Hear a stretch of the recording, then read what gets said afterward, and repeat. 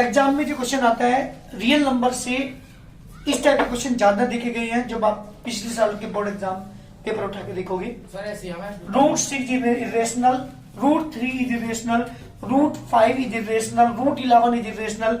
जब single term जो root के अंदर उसे इरेशनल प्रूव करना हो तो ये वाला तरीका अप्लाई करेंगे। दो तरीके हैं क्वेश्चन करने का, ध्यान दीजिएगा। एक तो ये जिसमें मुझे सिंगल रूट को इरेशनल प्रूव करना हो, एक और तरीका आएगा हमारा 3 + √2 इरेशनल प्रूव कीजिए, 3 + √2 का इरेशनल प्रूव कीजिए, है ना। 3 - √2 का इरेशनल प्रूव कीजिए, 3 + 5 √2 का इरेशनल प्रूव कीजिए, 5 √2 का इरेशनल प्रूव कीजिए, 3/2 √11 को इरेशनल प्रूव कीजिए। इनका करने का तरीका अलग है। जब सिंगल रूट आ रहा हो उसका तरीका अलग है जो मैं यहाँ पे यूज करूंगा आपको। और अगर उसके साथ में कोई नंबर प्लस में है, माइनस में है, मल्टीप्लाई में है, डिवाइड में है, उसका तरीका अलग है। अगर ओनली सिंगल रूट है और मुझे इसे इरेशनल प्रूव करना है तो उसका तरीका जो मैं यहाँ पे सिखाऊंगा आप वो तरीका आप अप्लाई करेंगे। और एग्जाम में पिछले साल के पेपर उठा के देखिएगा, पक्का एक क्वेश्चन मिलेगा आपको, चाहे तो इस टाइप में क्वेश्चन मिलेगा, चाहे सिंगल रूट मिलेगा। सिंगल रूट के करने का तरीका अलग है और कोई क्वेश्चन कोई नंबर के साथ प्लस में है, माइनस में है, मल्टीप्लाई में है या डिवाइड में है, उसका तरीका बिल्कुल आपको अलग है। ठीक है ना। तो मैं सबसे पहले तरीका यूज करता हूं, सिंगल रूट वाला आपको सिखाता हूं। सिंगल रूट वाले को हम कैसे इरेशनल प्रूव करते हैं, ध्यान दीजिएगा, क्वेश्चन समझिएगा। Let root 6 is irrational. मैंने मान लिया कि रेशनल नंबर है, root 6 irrational number, irrational prove करना है, बट क्या लेके चलूंगा मैं, rational, which is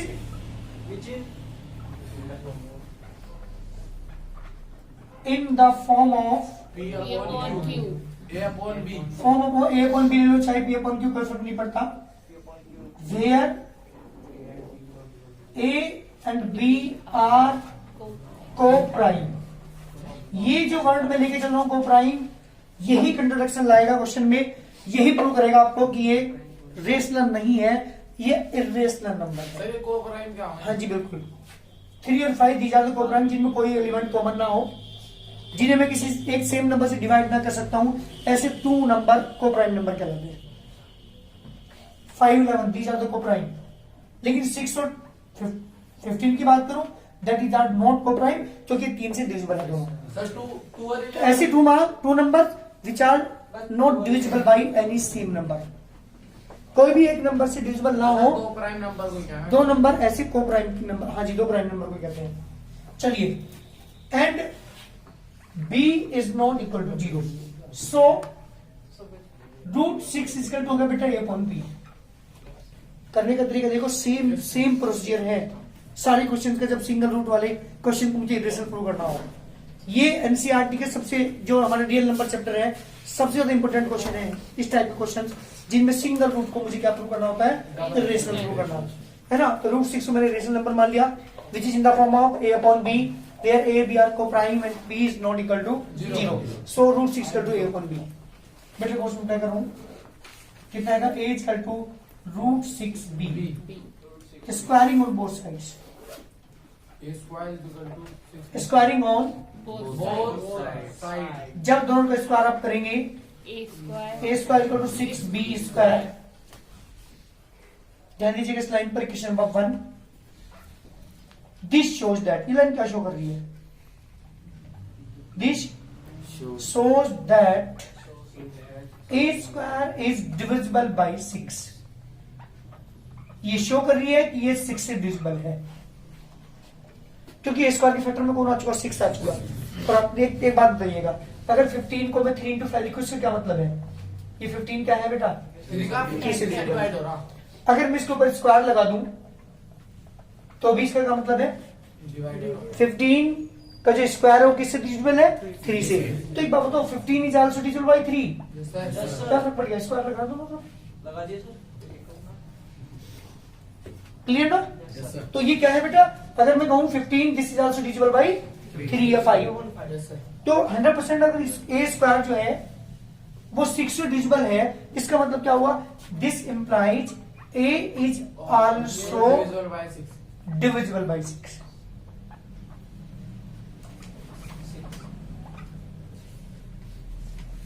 any problem? Equation number ए। मैं आधा क्वेश्चन कंप्लीट कर चुका यहां तक कि जो ए है वो 6 से डिविजिबल है। मैं ए और बी को क्या लेके चला था?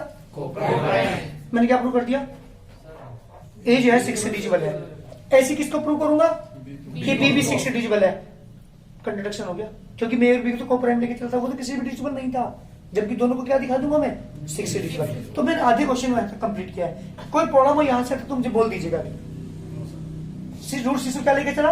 रेशनल नंबर किस फॉर्म का होता है? ए और बी क्या लेके चला?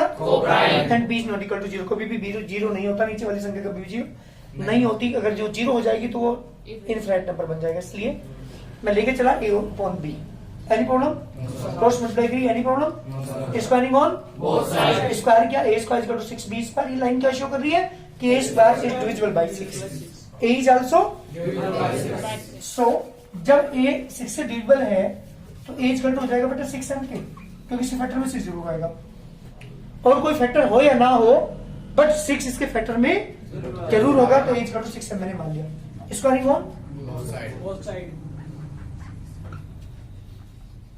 स्क्वायरिंग ऑन, जब स्क्वायर करेंगे A square equal to 6 M square. Any problem? Equation number from first and second, from first and second दोनों इक्वेशन से क्या पता चल रहा है हमें? आ जाओ।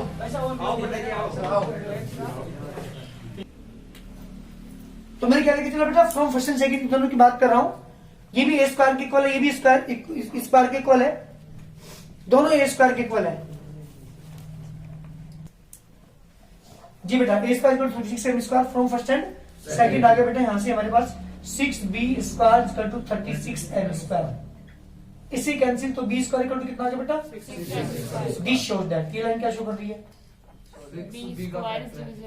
This shows that b square is divisible by 6.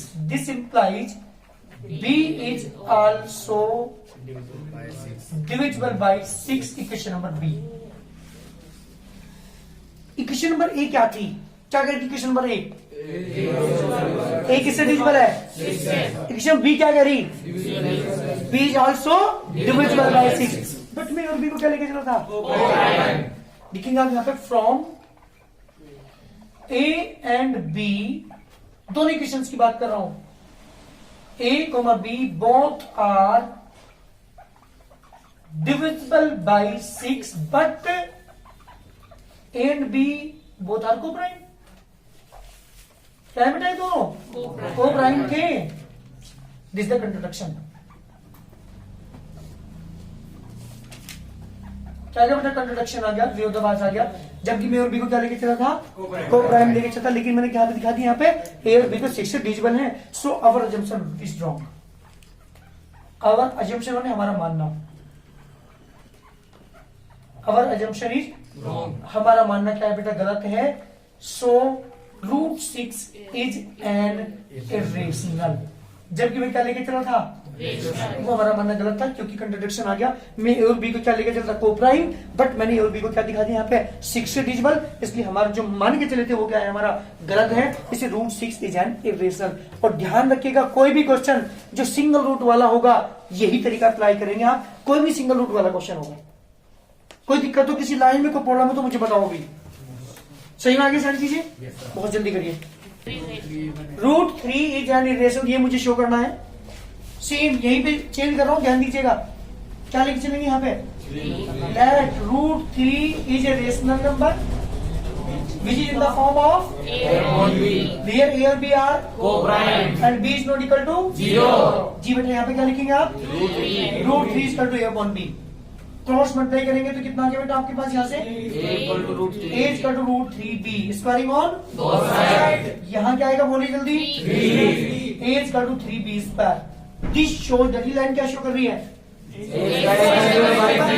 A square is divisible by 3। जब स्क्वायर 3 से डिविजिबल है तो 100% ये ए भी क्या होगा बेटा? 3 से divisible. Is also divisible by 3। Any problem?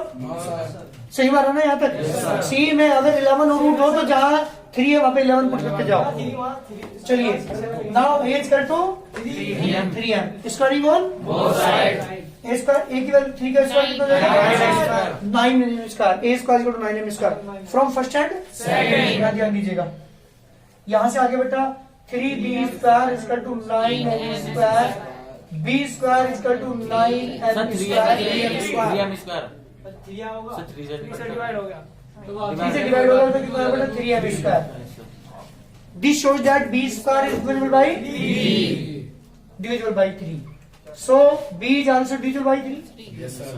So a and b both are divisible by 3. क्योंकि a क्वेश्चन भी ये कह रही है कि ये 3 से डिविजिबल है, b क्वेश्चन भी हमारी ये कह रही है कि ये 3 से डिविजिबल है, बट a और b तो क्या थे बेटा को प्राइम थे, हम लेके चलते थे को प्राइम, जबकि मैंने यहाँ पे 3 से डिविजिबल दिखा दिया। इसका मतलब क्या हुआ, so our assumption is wrong, इस द कंट्रडिक्शन आ गया, क्योंकि मैं तो को प्राइम लेके चला था, बट मैंने a और b को क्या दिखा दिया 3 से डिविजिबल दिखा दिया।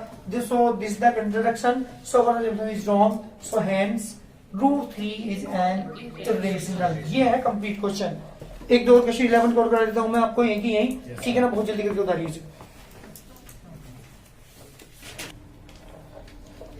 Now we will prove that √11 is an irrational.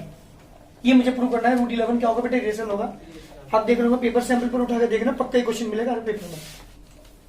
इस एक्सरसाइज से, इस चैप्टर से सबसे ज्यादा इंपोर्टेंट क्वेश्चन है। राइट, क्या करेंगे यहाँ पे, let √11 is a rational which is in the form of a upon b where a b are co-prime and b is not equal to 0. So यहाँ पे क्या लिखोगे बेटा, √11 is equal to a upon b।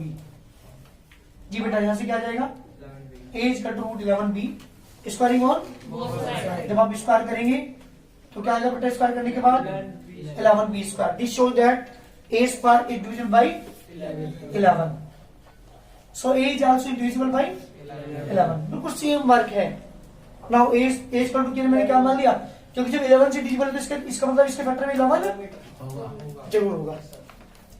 Now squaring on जी बेटा, 11 का square कितना होगा 121m square from a and b, कितना आगे बेटा, यहाँ से यहाँ पर आएगा 11b square equal to 121m square. जी बेटा 11m square. This shows that 11 क्या शो कर रही है, b square divided by 11, so b is also divisible by 11 from a and b both are divisible by 11, but a और b तो prime थे बेटा। So this is contradiction, so our assumption is wrong, so hence √11 is an irrational. अपने आप करेंगे question, वहां से नहीं देखेंगे आप, क्वेश्चन करो अपने आप। मुझे प्रूव करना है 2 months √3 is an irrational. Single root वाला क्वेश्चन नहीं है अभी। मैंने जो 2 पार्ट आपको कराए हैं अभी, 3 पार्ट, वे क्या थे, सिंगल रूट वाले क्वेश्चन थे। ये सिंगल रूट ना होकर इसके साथ कौन आया हुआ है, 2 जो है वो इसके साथ है ना। 2 months की √3 मुझे प्रूव करना दे देता है इर्रेशनल। देखिए कैसे करता हूं, that 2 minus √3 is a rational number। मेरी मान ली कि रेशनल है ना, which is in the form of which is in the form of a upon b। a upon b मान लो, p upon q मान लो, इसको फर्क नहीं पड़ता। where a, b are integers, ये कोप्राइम भी कह सकते, कोई फर्क नहीं पड़ता, बट वहां तो कोप्राइम मानना ही पड़ेगा, वहां इंटीजर्स मान से काम नहीं चलेगा। And b is not equal to 0। नीचे वाले नंबर कभी भी 0 नहीं हो सकता, अगर वो नीचे वाला नंबर 0 हो गया तो वो हाँ। सो दिस इंप्लाइज 2 months के अंदर √3 is equal to a upon b। ध्यान दीजिएगा, इसको करने का तरीका बिल्कुल अलग है, वो वाला तरीका बिल्कुल अलग था। सिंगल रूट वाले का फॉर्मूला तरीका अलग है, प्रोसीजर अलग है, यहाँ पे प्रोसीजर अलग है। तो को मैंने ये रखा, a upon b को लिया इसको to square root of 3 here. 2 is a rational number and a upon b is also rational. भाई 2 रेशनल है नहीं, इसके ऊपर तो क्या फर्क पड़ेगा, तो b upon b की फॉर्म होगी। तो 2 is a rational number and A upon B क्या बन के चला था, is also rational and we know difference, क्योंकि बीच में माइनस का साइन है, वी नो difference of two rational number is also rational. So 2 minus a upon b is rational. ध्यान दीजिएगा इस लाइन को भाई, 2 is rational, a upon b is also rational, and we know difference of two rational number is also rational, so 2 minus a upon b is a rational, which is equal to किसके equal है भाई, √3 यानी irrational. और एक बात ध्यान दीजिएगा, कभी भी कोई रेशनल नंबर इरेशनल के इक्वल नहीं हो सकता। कोई बताएगा क्यों? मैंने कल आपको समझाया था कि रेशनल टर्मिनेट होता है, ये नॉन टर्मिनेट बट रिपीटिंग होता है, बट इरेशनल तो ना टर्मिनेट होता ना रिपीट होता, इसलिए कोई भी रेशनल इरेशनल के इक्वल। इसे क्या प्रूव करा मैंने, और ये √3 क्या है, इसमें रूट लगा तो रेशनल होता है, तो ये रेशनल कभी रेशनल के इक्वल हो सकता है। लिखा आपने यहाँ पे, here 2 is rational and a upon b is also rational, and we know difference of two rational number is also rational, so 2 minus a upon b is rational, which is equal to √3 यानी irrational. This is not possible. This is ये possible हो ही सकता कि कोई एक rational number rational के equal हो जाए, क्योंकि रेशनल तो नॉन टर्मिनेट नॉन रिपीटिंग होता है, जबकि रेशनल टर्मिनेट भी हो सकता है, नॉन टर्मिनेट बट रिपीटिंग हो सकता है, लेकिन इरेशनल तो non terminate and non repeating होता है। कभी भी रेशनल नंबर रेशनल के इक्वल नहीं आ सकता, so our assumption is wrong. हमारा मानना बेटा वो गलत है। So 2 minus √3 is an irrational. ध्यान दीजिएगा, करने के तरीके में ध्यान दीजिएगा, इसका तरीका बिल्कुल अलग है। जब भी कोई संख्या बीच में प्लस या माइनस का निशान लगाओ, मल्टीप्लाई लगाओ, डिवाइड लगाओ, सेम ये वाला वर्क अप्लाई करेंगे। वो थोड़ा हार्ड है, जब सिंगल रूट वाला तो उसका तरीका वही है जो मैंने आपको बताया, ऐसे ही उसे प्रूव करेंगे। बट कोई संख्या अगर उसके साथ प्लस में माइनस में है या मल्टीप्लाई में है या डिवाइड में है, तो उसका प्रोसीजर आप ये यूज करेंगे। बहुत जल्दी करके करिए।